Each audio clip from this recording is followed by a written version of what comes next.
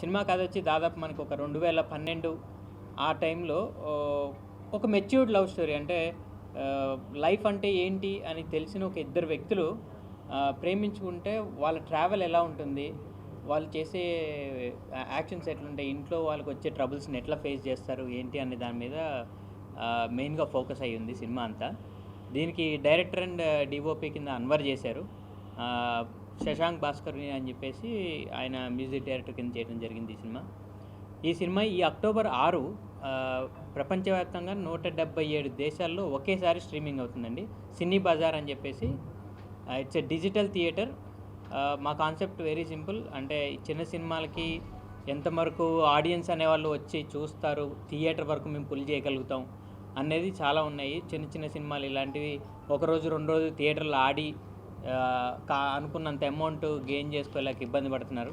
So ఇట్లాంటి ఒక platform ద్వారా ఒకేసారి ఎక్కువ మంది ఆడియన్స్ని రీచ్ అవ్వాలి. ప్లస్ కాస్ట్ కటింగ్ చాలా ఎకనామికల్గా, అంటే మనకి దాదాపు ఒక 25 రూపాయలు టికెట్ కాస్ట్ పడుతుంది, జిఎస్టీ ఒక 4 రూపీస్ ఎంతో పడుతుంది. So no subscription, no advertisement, nothing.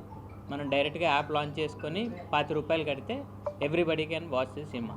And ఇంకోటి, ఇందులో మన ఓటీటీలో లాగా స్టాప్ అండ్ ప్లే ఉండదండి. ఒక్కసారి సినిమా స్టార్ట్ అయితే it's like A traditional movie. Ticket కొని థియేటర్లో కూర్చున్నట్టే. ఓన్లీ థింగ్ ఈజ్ టెక్నాలజీ అనేది మన చేతుల్లోకి వచ్చింది. సో థియేటర్ అనేది మీ చేతుల్లో ఉంటుంది.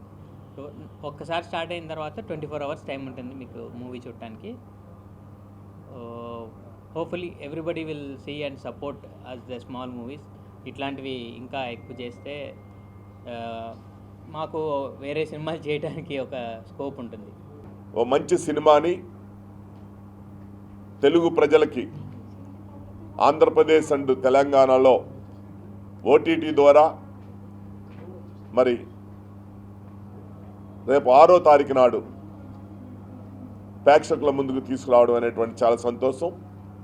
మరి ఈ సినిమాని నీ వెంటే నేను అనేటువంటి టైటిల్తో ఒక చక్కనైనటువంటి ప్రేమ కథా చిత్రం.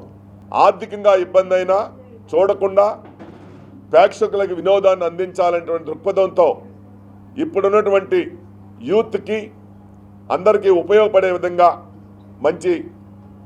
మంచి సందేశాన్ని ఇచ్చే విధంగా ఈ సినిమాని తీశారని అయితే నేనైతే నమ్ముతున్నాను.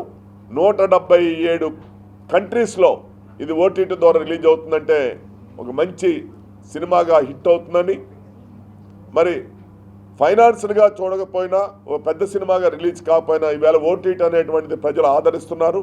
దాంట్లో భాగంగానే ఈవేళ నీ వెంటే నేను అనేటువంటి సినిమాని మంచి యూత్ని ఆకర్షిస్తుంది, అలాగే పెద్దవాళ్ళకు కూడా ఆకర్షించే విధంగా ఇది ఉంటుందని చెప్పి భావిస్తూ ఇది 100% సక్సెస్ కావాలని, సక్సెస్ అవుతుందని కోరుతూ మీ అందరి దగ్గర సెలవు తీసుకున్నా.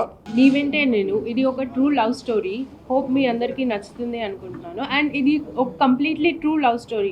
ఇందులో ఏమీ ఎక్స్ట్రా సీన్స్ అలాంటివి ఏమీ లేవు. ఏదైతే ఒక రియల్ లైఫ్లో ఇద్దరు మనుషుల మధ్య జరిగింది అది మాత్రమే ఇందులో పెట్టడం జరిగింది.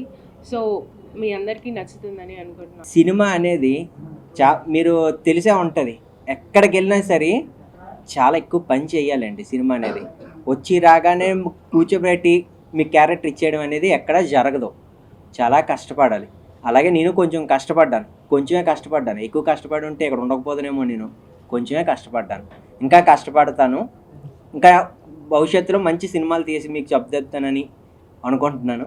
చాలా థ్యాంక్స్ అండి.